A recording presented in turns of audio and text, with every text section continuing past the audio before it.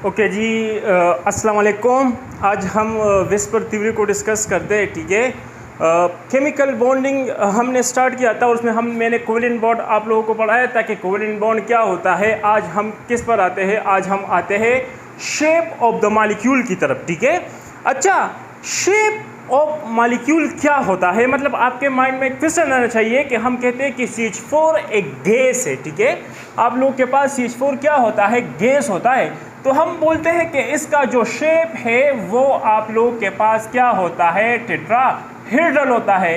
हालांकि ये एक गैस है और हम बोलते हैं कि गैसियस स्टेट के लिए आप लोगों के पास शेप डिफाइन नहीं होता। तो आप कैसे बोलते हो कि इसका शेप टेट्राहेड्रल है? या आप लोगों के पास क्या है? आप लोगों के पास AlCl3 है, तो मैं बोलता हूं कि इसका शेप क्या है? ट्राइगोनल प्लेनर है। तो मतलब यहाँ पर शेप का मतलब क्या है?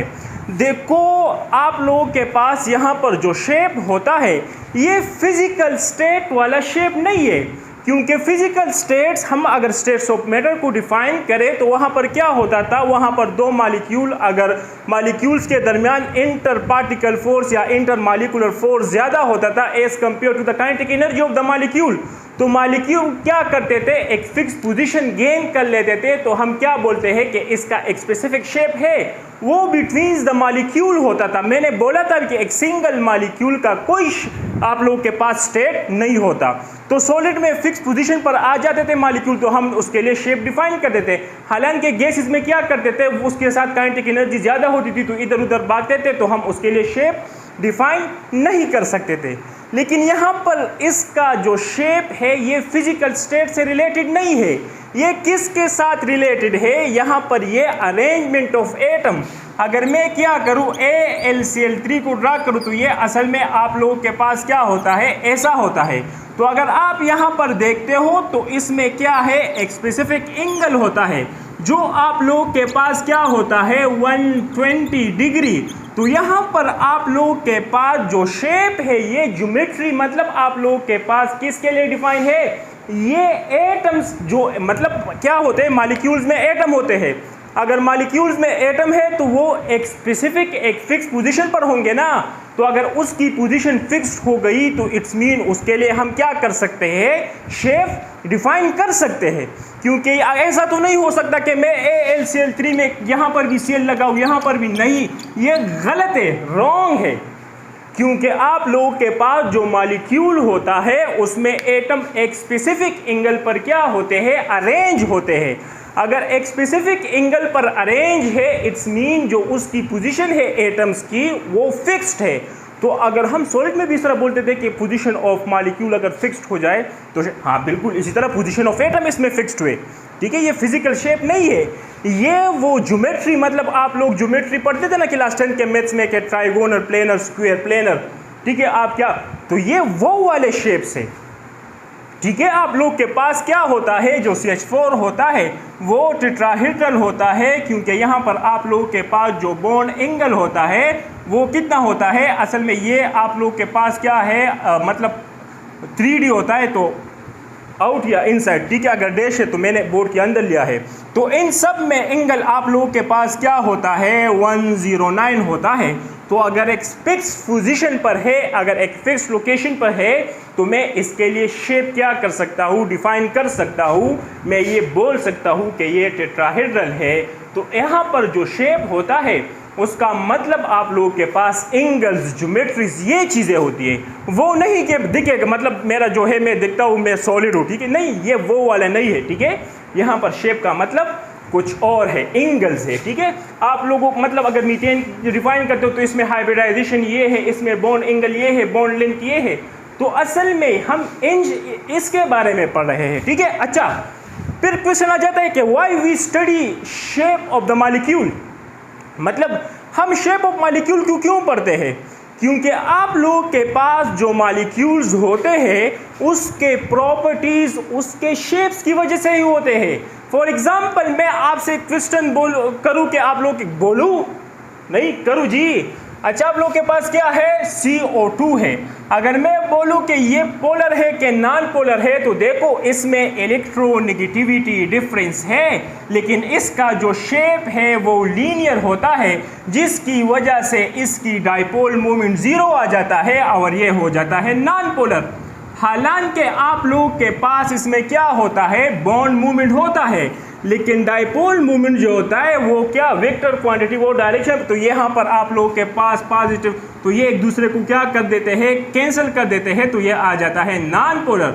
तो देखो आप लोग के पास कार्बन डाइऑक्साइड का जो शेप होता है वो लीनियर होता है, इसकी वजह से ये नॉन पोलर है। तो देखो मॉलिक्यूल्स की प्रॉपर्टीज आप उसके शेप से ही मतलब डिफाइन कर सकते हो। अगर शेप का पता नहीं तो आप कैसे डिफाइन करोगे, मतलब उसकी प्रॉपर्टीज। ठीक है, आप लोगों के पास क्या है, अगर मैं AlCl3 दे दूं, क्या AlCl3 मैं बोलूं कि ये पोलर है कि नॉन पोलर है, तो देखो इसका जो क्या होता है, शेप होता है, वो होता है ट्राइगोनल प्लेनर। ठीक है, जिसकी वजह से क्या हो जाता है, इसकी जो बॉन्ड मूवमेंट है वो कैंसिल हो जाते हैं और इसकी डाइपोल मूवमेंट 0 आ जाता है। इट्स मीन AlCl3 आपके पास क्या है, नॉन पोलर है। हालांकि इसमें इलेक्ट्रोनेगेटिविटी डिफरेंस है, लेकिन शेप की वजह से उसकी जो डाइपोल मूवमेंट है वो 0 आता है। तो नेट हम बोलते हैं कि इसके जो बॉन्ड मूवमेंट है वो एक दूसरे को कैंसिल कर देते हैं और आप लोगों के पास मॉलिक्यूल क्या हो जाता है, नॉन पोलर हो जाता है। ठीक है, अच्छा आप लोगों के पास क्या होता है, अगर मैं आपको क्या दे दूं, मैं दे दूं C2H6O, तो देखो यहाँ पर आप 2 types of arrangement of atom कर सकते हो। एक ऐसे कर सकते हो CH3 CH2OH, या इस तरह कर सकते हो CH3OCH3। तो देखो आप लोगों के पास मॉलिक्यूलर फार्मूला तो सेम है, लेकिन आप लोगों ने अरेंजमेंट ऑफ एटम डिफरेंट किया, जिसकी वजह से इसकी प्रॉपर्टी क्या हो जाती है, चेंज हो जाती है। अगर ये आप 10 to 20 ml पीते हो तो आप क्या करते हो, आपके जितने भी गम दर्द होते हैं, दर्द दुख होते हैं, वो मिट जाते हैं, और आप अगर डिरान पर भी पड़े रहते हो तो आपको ऐसा लगता है कि मैं कहाँ पर हूँ, महल में हूँ। ठीक है, लेकिन अगर आपने इसको लिया तो ये आपको ऊपर भेज देगा, क्योंकि ये जहर है जी, और ये आप लोगों के पास क्या है, दारू है जी। तो देखो आप लोगों के पास जो क्या होता है, मॉलिक्यूल्स की प्रॉपर्टीज होती है वो उसकी शेप पर ही डिपेंड करता है। आप लोगों के पास क्या होता है, प्रोटीन्स होते हैं। तो प्रोटीन्स अगर आप डीनेचर करते हो, मतलब प्रोटीन में एक प्रॉपर फोल्डिंग होती है स्ट्रक्चर्स की, ठीक है, शेप, तो अगर आप उसकी को डीनेचर करते हो तो उसके शेप में चेंज आता है। दैट्स व्हाई वो अपना फंक्शन क्या कर देता है, मतलब चेंज कर देता है, फिर वो डीनेचर हो जाता है। तो उसके शेप में आप क्या करते हो, मतलब डिस्टर्बेंस क्रिएट करते हो, जो फोल्डिंग होती है वो चेंज हो जाती है। तो अगर आप डीनेचर, मतलब अगर आप डीनेचर प्रोटीन का मतलब क्या होता है कि आपने उसका शेप चेंज किया, तो प्रॉपर्टी ऑटोमेटिकली चेंज हो जाएगी। ठीक है, तो आप लोगों के पास जो मॉलिक्यूल होते हैं उसके लिए हम शेप इसीलिए पढ़ते हैं, मतलब फाइंड करते हैं। विस पर ये विलेज बॉन्ड क्यों लगे थे, find shape of the molecule find करने के लिए, क्योंकि प्रॉपर्टी को एक्सप्लेन करने के लिए। आप लोगों ने पीरियोडिक टेबल पढ़ा था कि आप लोगों के पास क्या होता है, physical and chemical properties of the elements are the periodic function on their atomic numbers. तो ये पीरियोडिक फंक्शन, पीरियोडिसिटी क्यों आती थी, क्योंकि वैलेंस शेल के इलेक्ट्रॉनिक कन्फिगुरेशन एक इंटरवल ऑफ टाइम के बाद क्या हो जाता था, रिपीट हो जाता था, तो प्रॉपर्टी सेम होती थी। बिल्कुल इसी तरह valence shell electron pair repulsion theory भी क्या होती है, मतलब शेप ऑफ द मॉलिक्यूल को एक्सप्लेन करने की कोशिश करता है, लेकिन कामयाब भी होता है, नाकाम भी होता है, लेकिन कोशिश तो है ना। ठीक है, अच्छा देखो अगर आप लोग के पास क्या है, लेट सपोज मैं दे दूँ ट्रिपलेट्स होते, या आप लोग के पास देखो क्या है, मतलब आप ट्रिपलेट्स लेते हो तो, या लेट सपोज आप लोग के पास मीथेन है, गैस है, तो देखो मीथेन का कोई स्मेल नहीं होता, लेकिन हम उसमें क्या ऐड करते हैं, थायोल्स ऐड करते हैं, तो जिसकी वजह से हम गैस को क्या करते हैं, डिटेक्ट करते हैं। तो देखो ये क्यों, क्योंकि हम प्रोपेन थायोल पेंटेन, क्योंकि आप लोग के पास मीथेन थायोल का एक अपना शेप है, एक अपना स्ट्रक्चर है।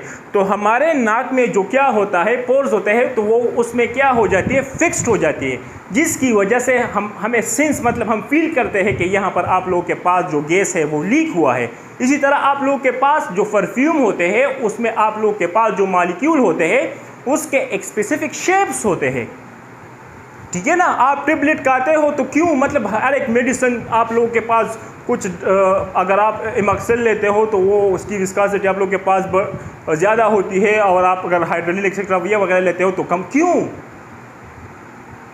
ठीक है। तो आप लोग के पास जो प्रॉपर्टीज ऑफ द मॉलिक्यूल होती है वो उसकी शेप पर डिपेंड करती है।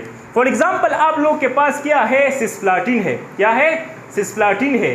तो आप लोग के पास सिस्प्लाटिन किस लिए यूज होता है, ये यूज होता है एंटी कैंसर एजेंट है, ठीक है। आप लोग के पास यहाँ पर Cl, यहाँ पर Cl, लेकिन अगर आपने ट्रांसप्लाटिन मतलब यहाँ पर ये देखो एक प्रॉपर एंगल है, ठीक है यहाँ, लेकिन अगर आपने ये बनाया जी, यहाँ पर NH3 और यहाँ पर NH3, यहाँ पर Cl और यहाँ पर Cl, तो देखो ये एंटी कैंसर एजेंट तो है लेकिन ये आप लोगों के पास नहीं है।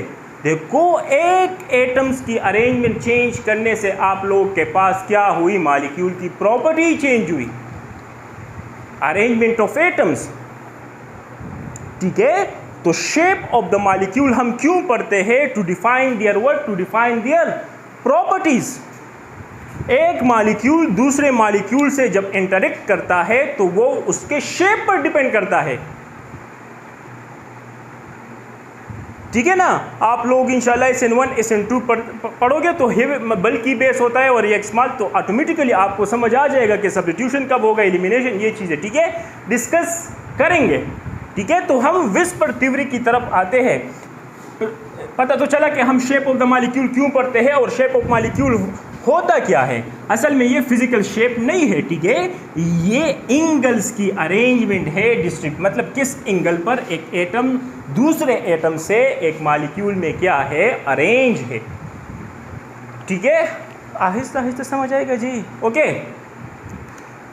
Valence shell electron pair repulsion theory, असल में ये आप लोगों के पास थ्योरी तो जानते हो ना, जिसके डिफेक्ट्स, जिसके ड्रॉबैक्स होते हैं, ठीक है, मतलब आप लोगों के पास हर जगह परविलेट नहीं होता, या ट्रांजिशन एलिमेंट्स में, आइसो इलेक्ट्रॉनिक स्पीशीज़ में आप लोग के पास वहाँ पर फेल हो जाती है, क्योंकि ये क्वांटम थ्योरी के साथ क्या है, उसके इंडिपेंडेंट है, ठीक है। अच्छा देखो, विस्पर थ्योरी से ऑटोमेटिकली आपके माइंड में आना चाहिए कि जो आप लोग के पास शेप ऑफ द मॉलिक्यूल है, शेप ऑफ मॉलिक्यूल डिपेंड्स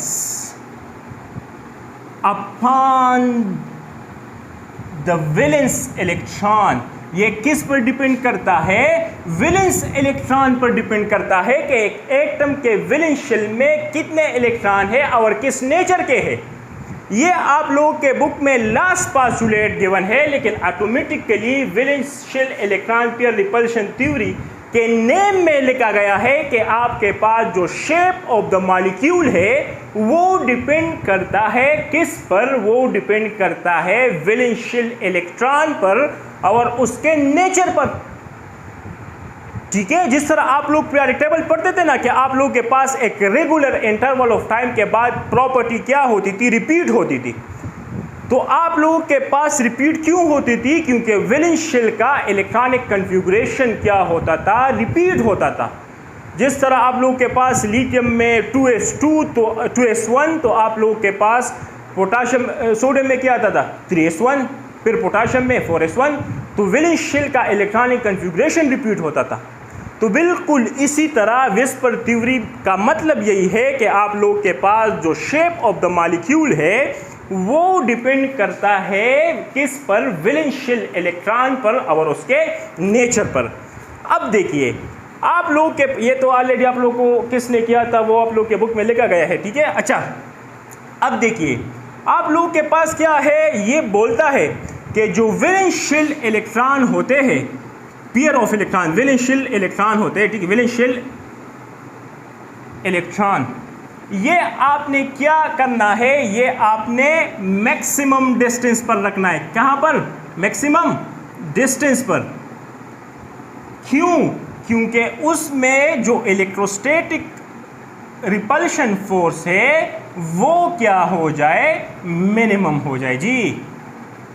मतलब विलेंस शेल के इलेक्ट्रॉन आपने मैक्सिमम डिस्टेंस पर रखने हैं और मिनिमम इलेक्ट्रोस्टैटिक रिपल्सिव फोर्स पर, मतलब कि उनके दरमियान जो फोर्स है, रिपल्सिव फोर्स है, वो क्या हो जाए, वो कम हो जाए।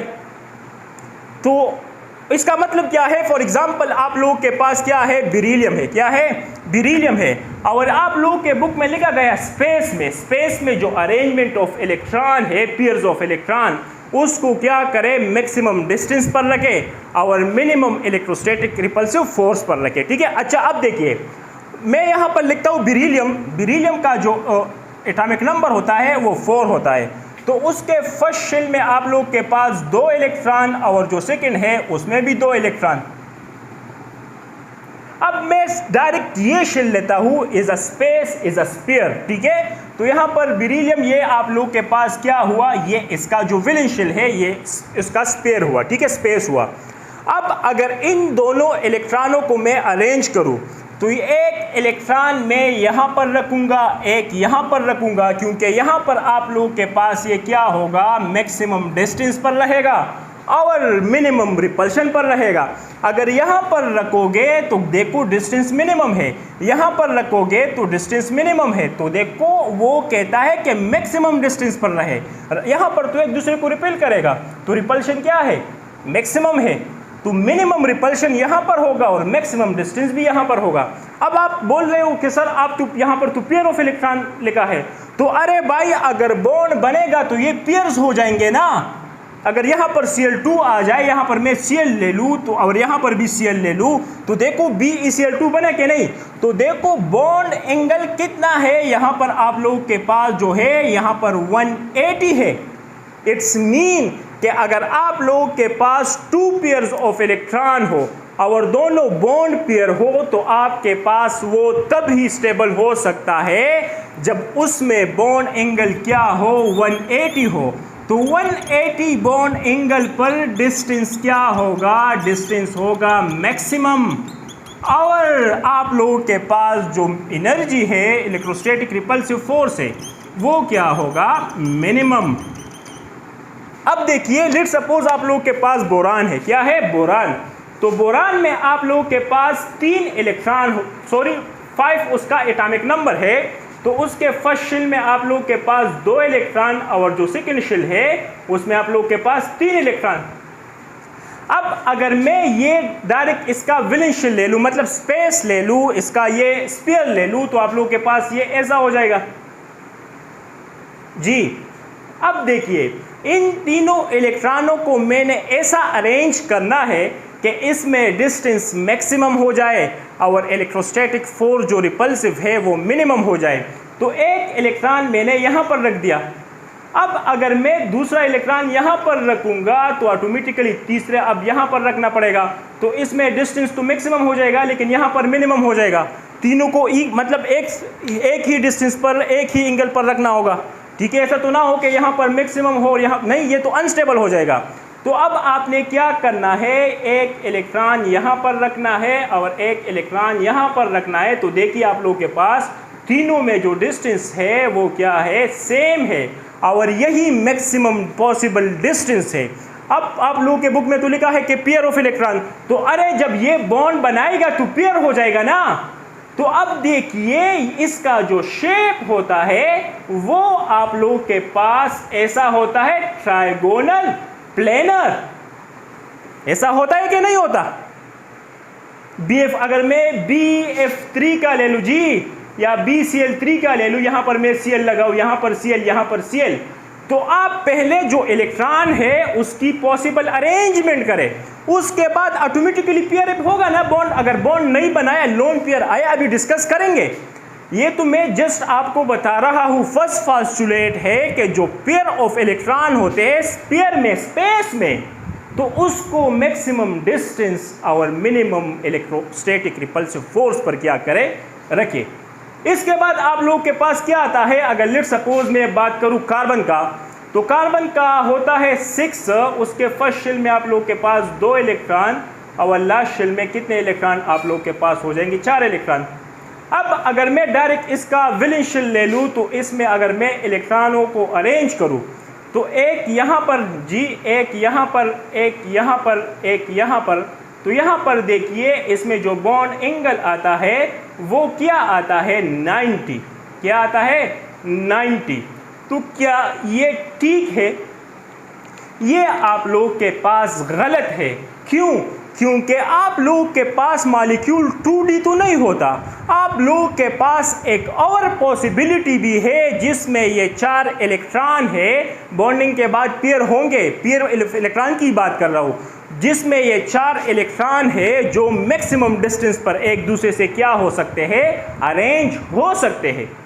क्योंकि ये तो 2D है, आप लोग के पास इस तरह होता है। देखो आप लोग के पास ये देखिए, मैं यहाँ पर बनाता हूँ, ये कार्बन है, एक इलेक्ट्रॉन आप यहाँ पर रखे, एक यहाँ पर, एक यहाँ पर, और एक आप क्या रखे अबव या बिलो, मतलब हम बोलते हैं ना ये इस साइड पर, इस ऐसा रखे।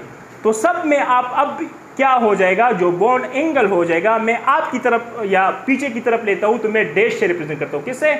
डैश से। ठीक है, तो देखिए अब आप यहाँ पर चेक करें, आप लोगों के पास क्या होगा, जो बॉन्ड एंगल होगा वो आप लोगों के पास 109 डिग्री होगा। यहाँ पर आप देखिए ये बॉन्ड एंगल्स, ये कितना होगा 109 डिग्री। तो देखिए ये एक टेट्राहेड्रल शेप है कि नहीं बना, कि नहीं बना। अब आप यहाँ पर क्वेश्चन बोल सकते हो कि अगर हम सब एंगल्स को प्लस करें तो सर ये तो 360 नहीं आता। अरे भाई 360 तो आप लोग के पास स्फीयर के लिए, वो तो आप लोग के पास सर्कल के लिए आता है, ये तो 3D है।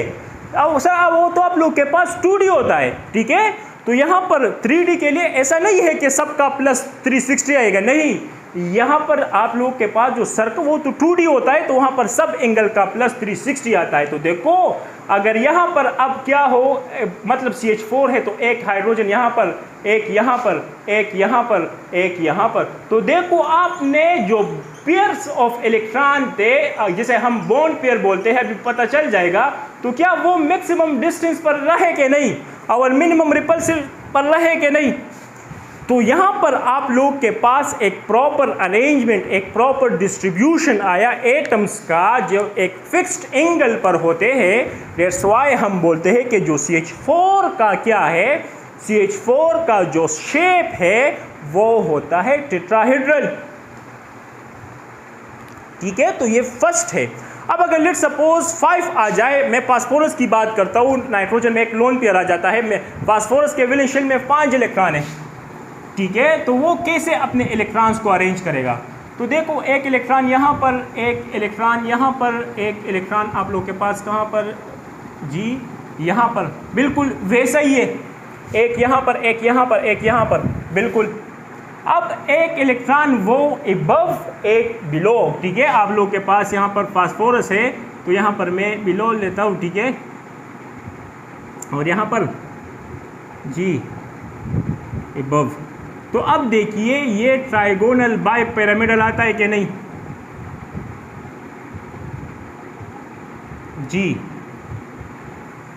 बिल्कुल। यहाँ पर अगर आप लोग के पास अब Cl आ जाता है, Cl Cl Cl Cl, तो PCl5 का जो स्ट्रक्चर होता है, शेप होता है, वो ट्राइगोनल बाय पिरामिडल है। तो देखो आपने पेयर्स ऑफ इलेक्ट्रॉन को मैक्सिमम डिस्टेंस पर रखा कि नहीं, और मिनिमम एंगल पर। एंगल कितना होगा, 3 एक होंगे, जैसे होंगे 2 चेंज होंगे। अब अगर डिफरेंट एटम आते हैं, अगर फ्लोरीन आता है तो हमने मतलब अलोन पेयर आता है तो वो इक्विटोरियल पोजीशन पर कि नहीं एक्सियल पर, तो वो सब कुछ फिर सेकेंड ईयर में डिस्कस करेंगे। ठीक है, अब यहाँ पर मैं आप लोगों के बुक के अकॉर्डिंग जाता हूँ, बस आप लोगों के पास CH4 अब अगर लोन पेयर आता है। लेकिन इसके बाद जो सेकेंड पोस्टुलेट है वो क्या बोलता है कि these electron pairs which form bonds are called bond pair, and those electron pair which do not form bond are called what, are called lone pair। वो इलेक्ट्रॉन जो बॉन्ड बनाए उसे हम क्या बोलते हैं, बॉन्ड पेयर, और जो बॉन्ड ना बनाए उसे हम क्या बोलते हैं, उसे हम बोलते हैं लोन पेयर।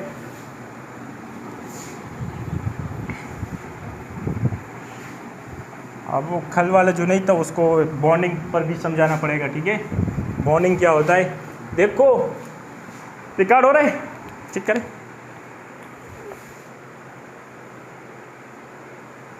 हो रहा है उस दिन कर रहा था कोई। ओके देखो, आप लोगों के पास एक बॉन्ड बनता कब है। देखो यहाँ पर आप लोगों के पास एटम है, मैंने उसका डायरेक्ट वैलेंस शेल ले लिया है। यहाँ पर उसका क्या होता है, न्यूक्लियस होता है। उसमें क्या है, यहाँ पर इलेक्ट्रॉन्स है, ठीक है, क्या है, इलेक्ट्रॉन्स है। ओके, अब यहाँ पर देखिए दूसरा एटम है, वो भी आ रहा है जी। यहाँ पर क्या है, इलेक्ट्रॉन्स है। यहाँ पर आप लोग के पास क्या है, इलेक्ट्रॉन्स है। अब देखिए यहाँ पर क्या हो सकता है, यहाँ पर आप लोगों के पास इसको अगर मैं ए दे दूँ और इसको बी दे दूँ, तो ए और बी में इलेक्ट्रॉन का क्या हो सकता है, रिपल्शन हो सकता है, रिपल्शन होगा। ए और एक बी के इलेक्ट्रॉन में क्या होगा, रिपल्सिव फोर्स होगा।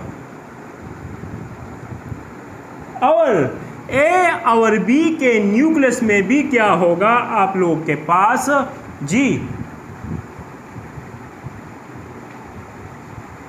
रिपल्सिव फोर्स होगा, क्योंकि दोनों पॉजिटिव चार्ज है,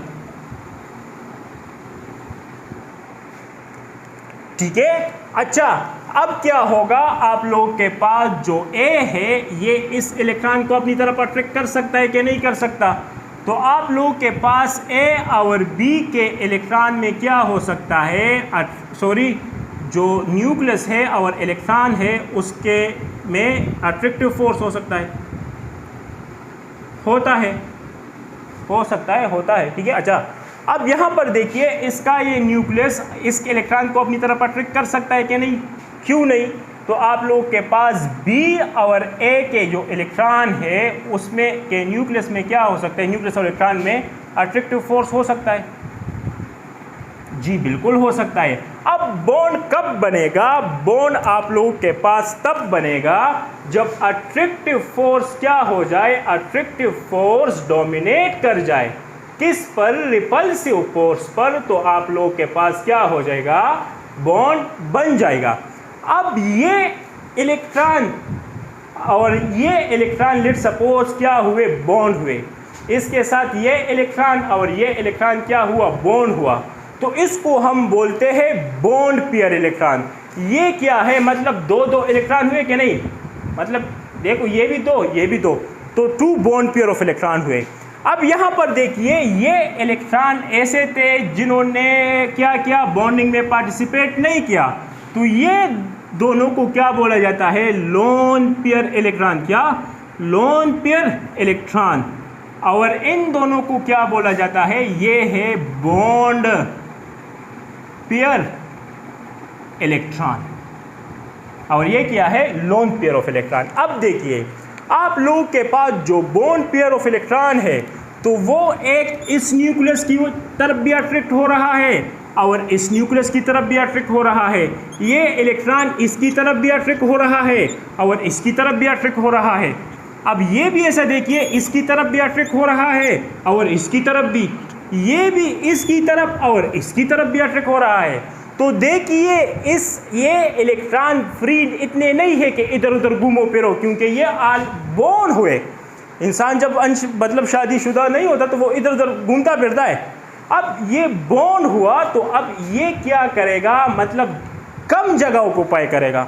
अगर बेड में दूसरा इंसान आ जाए तो ऑटोमेटिकली आपका जो वो होता है वो कम ही जगह क्या करोगे, ऑक्युपाई करोगे ना। अब ये इलेक्ट्रॉन क्या है, फ्री है, तो ये इसके लिए जो स्पेस है वो भी अवेलेबल ज़्यादा है और रखता भी ज़्यादा है। मतलब जो बॉन्ड इंसान नहीं होता तो वो इस तरह पड़ा रहता है, देखा होगा, ठीक है। तो मतलब आप लोग के पास जो लोन पेयर इलेक्ट्रॉन होते हैं, ये आप लोग के पास क्या करते हैं, occupy more space, occupy more space than what, bond pair electron. Bond pair electron से क्या करता है, मोर स्पेस ऑक्युपाई करता है। अब जो लोन पेयर ऑफ इलेक्ट्रॉन है ये फ्री इलेक्ट्रॉन होते हैं, तो अगर फ्री इलेक्ट्रॉन है इसके साथ एनर्जी ज़्यादा होती है तो मतलब एक दूसरे को रिपेल भी करेगा। ये क्या करेगा, बॉन्ड पेयर ऑफ इलेक्ट्रॉन को भी रिपेल करेगा। मतलब ये ऐसे समझो कि ये सिस्टर्स होते हैं, तो ये इन दोनों को तंग करेगा कि नहीं करेगा, ऐसे करते हैं कि नहीं करते। या लेट्स सपोज सास हुई तो क्या करेगी, ऐसा होता है कि नहीं होता, ठीक है। तो यहाँ पर जो लोन पेयर ऑफ इलेक्ट्रॉन होते हैं वो तो खुद अपने आप को भी डिस्टर्ब करते हैं और इस बॉन्ड पेयर ऑफ इलेक्ट्रॉन को भी क्या करते हैं, डिस्टर्ब करते हैं, ठीक है। अब जो लोन पेयर ऑफ इलेक्ट्रॉन है, लोन पेयर और लोन पेयर में आप लोगों के पास जो रिपल्शन होता है वो मैक्सिमम होता है लोन पेयर बॉन्ड पेयर से, और ये मैक्सिमम होता है बॉन्ड पेयर से। अरे भाई दोनों बॉन्ड पेयर है तो आप एक दूसरे को इतना डिस्टर्ब नहीं करेंगे, ठीक है, एक टाइम में करेंगे, लेकिन हर चीज़ का एक अपना टाइम होता है, लेकिन ये बॉन्ड है तो आप लोगों के पास डिस्टर्बेंस इतना क्रिएट नहीं करेंगे। तो आप लोगों के पास जो रिपल्शन है बिटवीन द वैलेंशियल इलेक्ट्रॉन पेयर्स, उसमें लोन पेयर ज़्यादा रिपल्शन काज करता है, फिर लोन पेयर बॉन्ड पेयर, फिर बॉन्ड पेयर, ठीक है। और स्पेस कौन ऑक्युपाई ज़्यादा करता है, लोन पेयर, क्योंकि वो फ्री होते हैं इधर उधर। तो देखो गैसेस के मॉलिक्यूल जब फ्री होते थे तो इधर उधर घूम, तो हम कहते हैं कि उसका वॉल्यूम क्या होता था, अनडिफाइंड, बहुत ज़्यादा होता था। लेकिन जो बॉन्ड होता था, सॉलिड स्टेट आ जाता तो उसकी वॉल्यूम क्या हो जाती थी, कम हो जाती। इस तरह होता है कि नहीं होता, वरना आप गैस को कंप्रेस करके देख लें, ठीक है। अच्छा देखो, अब ये तो आपको मतलब ये भी पता चला कि आप लोग के पास लोन पेयर कौन से होते हैं और बॉन्ड पेयर कौन से होते हैं और कौन ज़्यादा जगह ऑक्युपाई करता है, ठीक है, और कौन कम जगह ऑक्युपाई करता है। अब देखिए आप लोग के पास इसके बाद जो फास्टुलेट है, मैं अकॉर्डिंग टू योर बुक जाता हूँ, ठीक है, क्योंकि मैं डायरेक्ट वैलेंस बॉन्ड थ्योरी पढ़ाता हूँ क्योंकि वो सबसे पहले आई थी, फिर हाइब्रिडाइजेशन, ठीक है, फिर ये इसकी बातें होती है। अच्छा इसके बाद क्या लिखा है कि forces of repulsion decreases with increases what bond angles, a multiple covalent bond lone pair of electron occupy more space. ये तो हो गए multiple bond behave a single electron pair in structure the effect of bond. अच्छा मैं सब, अब देखिए आप लोगों के पास क्या होता है, लेट्स सपोज BF3 है, क्या है, BF3 है। तो मैंने क्या बोला था कि BF3 में मतलब बोरान के वैलेंस शेल में 3 इलेक्ट्रॉन होते हैं, तो जब ये बॉन्ड बनाएगा तो किस तरह ये शेप अटेन करेगा, ये आप लोगों के पास अटेन करेगा ट्राइगोनल प्लेनर जी। अब ये एक स्पेसिफिक एंगल पर तीनों क्या है, अरेंज है 120 एंगल पर। तो देखो जितना मैक्सिमम डिस्टेंस पॉसिबल हो सकता था, जितना minimum electrostatic repulsive force possible हो सकता था, ये ऑलरेडी उस पर क्या है, अरेंज है। लेकिन अगर आप क्या करें, लेट सपोज इसको मैं यहाँ पर लगाऊँ, तो ये देखिए ये दोनों रिपल्शन काज करेंगे कि नहीं, क्योंकि इसमें अभी क्या है, आप मतलब डिस्टेंस मैक्सिमम डिस्टेंस अरेंज कर सकते हैं एक दूसरे को मैक्सिमम डिस्टेंस पर। तो बॉन्ड पेयर को रिपेल करता है, लेकिन इस केस में नहीं कर सकता क्योंकि ऑलरेडी आप लोग के पास क्या है, ये मैक्सिमम डिस्टेंस पर क्या है, अरेंज है, और मिनिमम इलेक्ट्रोस्टैटिक रिपल्सिव फोर्स पर। लेकिन अगर मैं यहाँ पर क्या ले लूँ, लेट सपोज NH3, मतलब हम बोलते हैं कि अगर हमारे पास स्टीरिक नंबर क्या आ जाए, स्टीरिक नंबर 4 आ जाए, तो मतलब आप लोग के पास टेट्राहेड्रल होता है CH4। CH4 में क्या होता है, आप लोग के पास CH4 का अगर मैं ले लूँ तो वो आप लोग के पास होता है टेट्राहेड्रल। तो यहाँ पर ये बॉन्ड पेयर तो एक दूसरे को रिपेल करते हैं, लेकिन ये मतलब क्या हो, ये यहाँ पर ये ऑलरेडी मैक्सिमम डिस्टेंस पर, क्या मैक्सिमम डिस्टेंस पर और मिनिमम इलेक्ट्रोस्टैटिक रिपल्सिव फोर्स पर क्या है, अरेंज है।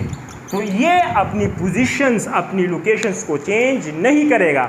लेकिन अगर यहाँ पर NH3 आया, क्या आया, NH3, तो NH3 में भी आप लोगों के पास क्या होता है, टेट्राहेड्रल होता है, ज्योमेट्री यहाँ पर देखिए।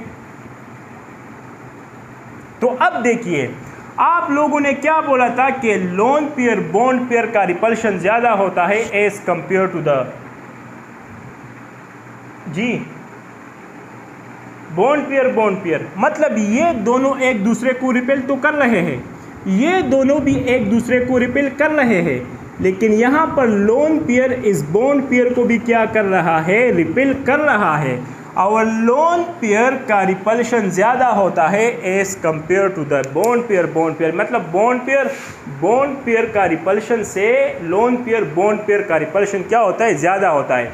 तो ये क्या करता है, इस रेगुलर ज्योमेट्री मतलब जो ये था इसको डिस्टर्ब कर देता है। तो जो बॉन्ड था यहाँ पर जो नॉर्मल होता है वो 109 होता है, लेकिन इसकी वजह से ये इसको रिपेल करता है। तो नाइट्रोजन में जो हाइड्रोजन होते हैं वो एक दूसरे के थोड़े से करीब हो जाते हैं।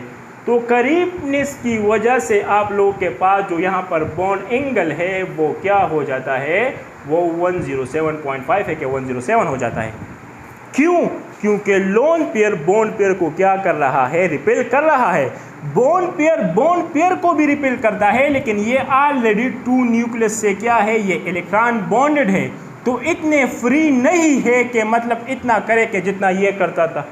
हम बोलते हैं ना कि ये क्या है, ये क्या मतलब जो अकेला हो, जो बॉन्ड ना हो, तो वो इधर उधर कुछ ना कुछ तो करता है, उसके साथ एनर्जी ज़्यादा होती है। लेकिन जब बॉन्डेड में आ जाते हैं तो एनर्जी कम होती है। अब थोड़ी बहुत हाथ पैर मारता है, लेकिन उतना नहीं मार सकता जितना ये मारता था। अब देखिए, आप लोग के पास अगर मैं वाटर का ले लूँ तो क्या होगा, वाटर का आप लोग के पास इस तरह होता है, मतलब उसमें भी आप लोग के पास उसका जो स्टीरिक नंबर होता है 4 होता है। तो ये लोन पेयर, 2 लोन पेयर और 2 बॉन्ड पेयर। असल में आप ये ऐसा बनाते हो तो देखो ये 180 एंगल ये गलत होता है, ठीक है। असल में ये ऐसा नहीं होता। देखो यहाँ पर आप लोगों के पास हाइड्रोजन में क्या है, 2 बॉन्ड पेयर है। क्या है, 2 बॉन्ड पेयर। तो ये एक दूसरे को क्या करेगा, रिपेल करेगा।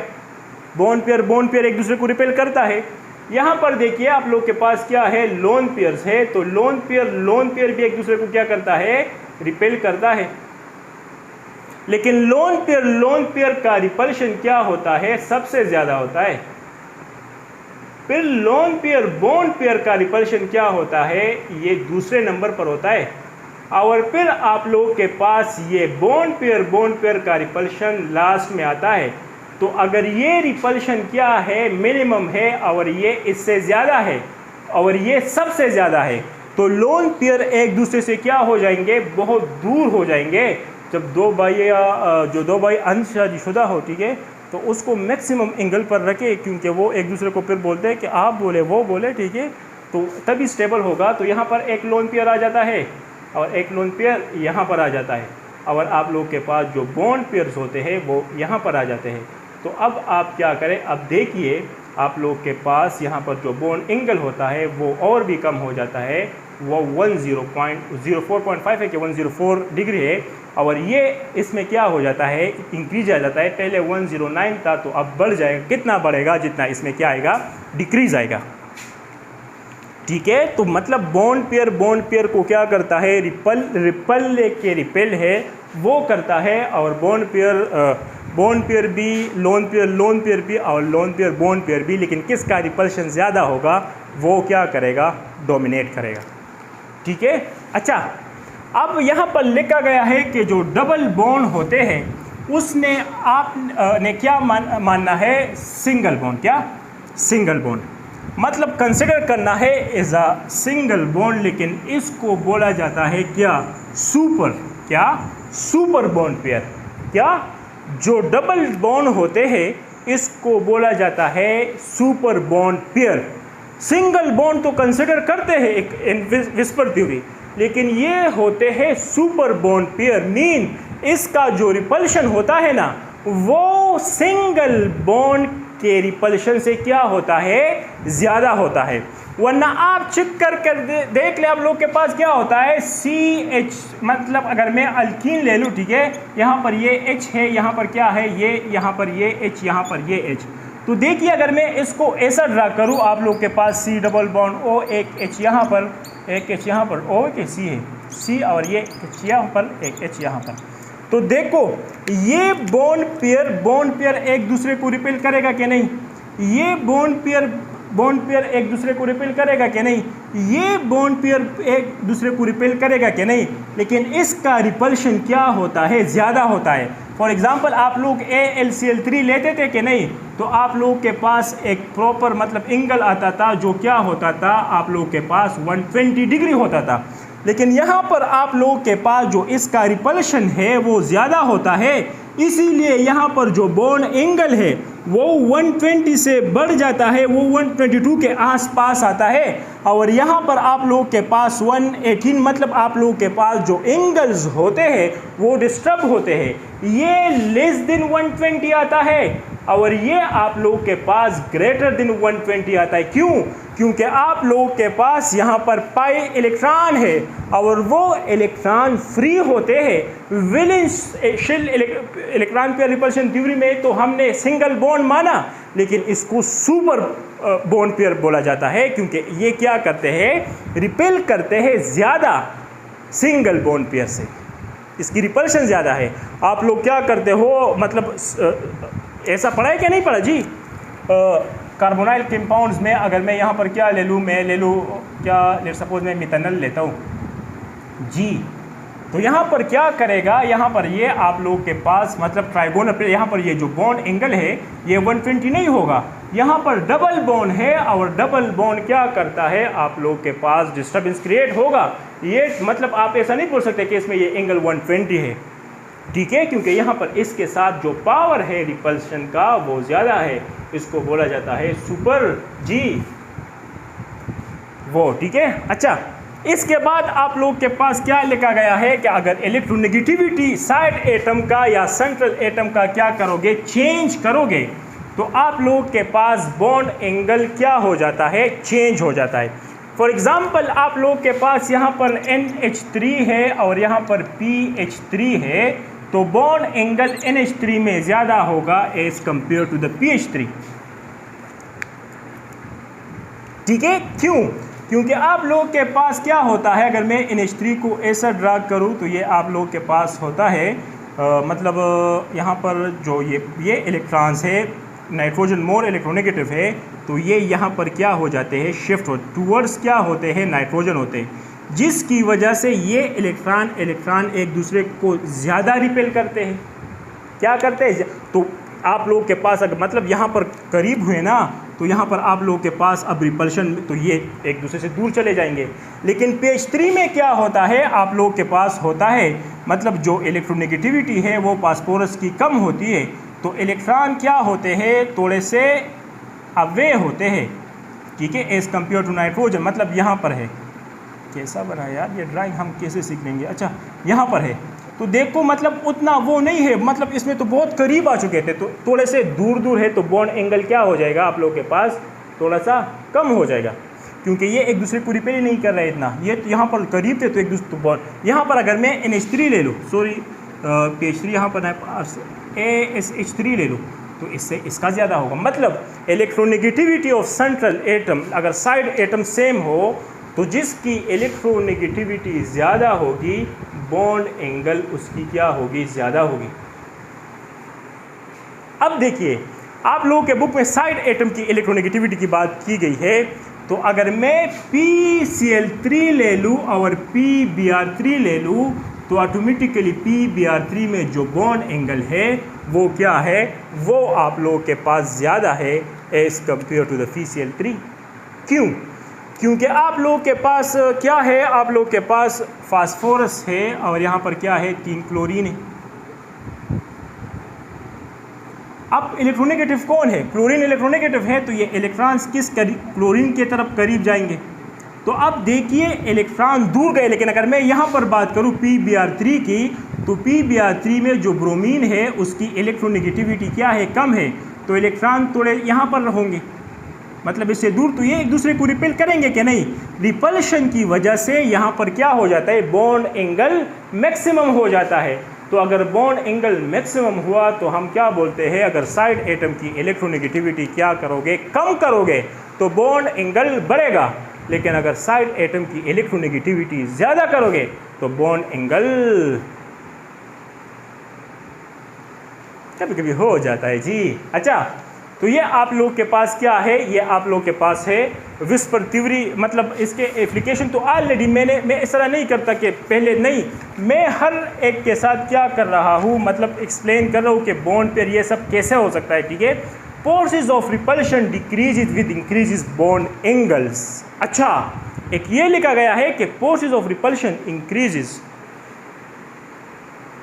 या forces of repulsion decreases with increases bond angle. अगर फोर्सेस ऑफ रिपल्शन कब डिक्रीज होगा? आप लोग के पास जब बॉन्ड एंगल क्या हो जाए?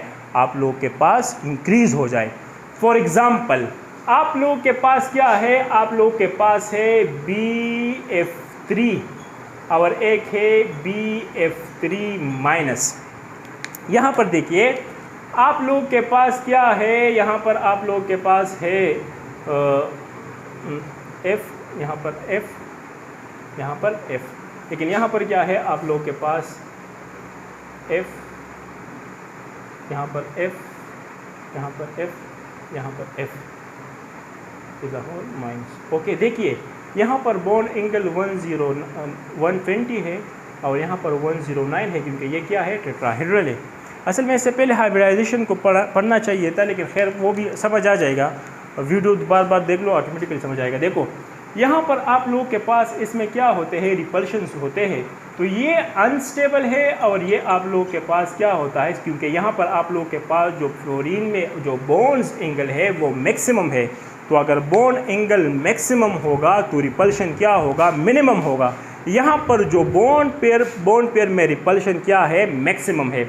इसको इसी तरह समझिए, आप लोग के पास NH3 है, तो NH3 में आप लोगों के पास क्या है? एंगल यहाँ पर मिनिमम है, वो 107 है।